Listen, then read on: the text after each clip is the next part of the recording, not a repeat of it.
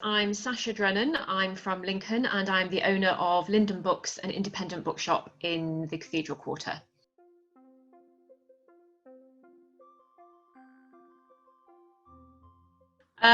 It's been very different to the first lockdown. So we are classed as a non-essential retailer. So the shop premises themselves are not allowed to be open to customers, but we are allowed this time to take orders for collection, which we weren't during the first lockdown. During the first lockdown, we could only take orders for home delivery.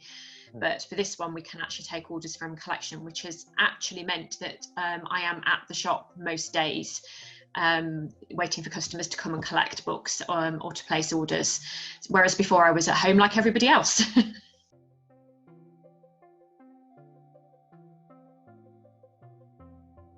Yes, I am. I think November is a problem because it's also one of the highest cost months for us, because of all our Christmas stock arrives in September and October and has to be paid for at the end of November, which is our biggest bill of the year. So that has to be paid for at the end of this month. And as I say, I've lost maybe 70–75% of my income.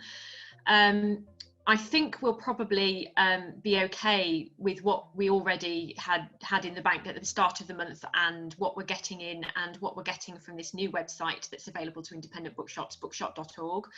And there is a very small government grant that we're eligible for as well this time. So we'll probably be okay to pay our costs for November. But November and December, the reason they're so important is because they make us enough money to survive January, February and March all the way up to the next year's Easter, because those are traditionally very, very quiet months in retail. And we generally don't take enough in those 3 months to cover our costs. So the money we make in November and December has to pay for those 3 months, basically.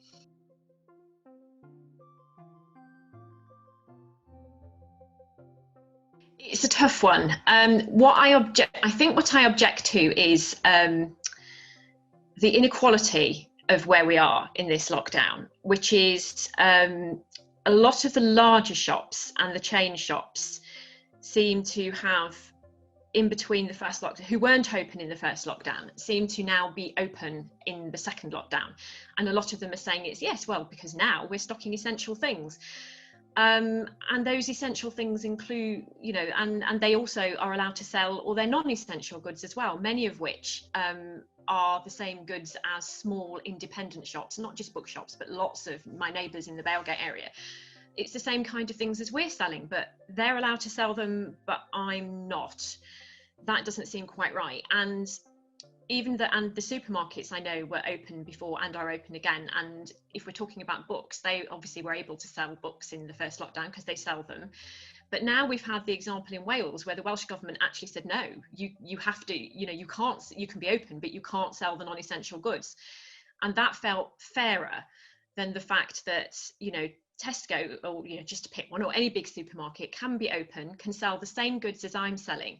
And I would think, there is no way that a large supermarket is a safer environment for its customers than my small shop. I mean, I shop in a supermarket myself. I know it's just not, they just can't manage it to the same degree that I can in a small shop. I just feel that's profoundly unfair. And it does seem to be that in this lockdown, it doesn't feel like we're all in it together. It feels like small independent specialist shops and hospitality are suffering, and nobody actually is doing anything to support us or help us. I said, there's a very small government grant this time. It's tiny. It doesn't even touch the sides of my November costs. Whereas the grant we got in March really did help. It helped pay all our costs, for the three odd months that we were closed, and we needed that.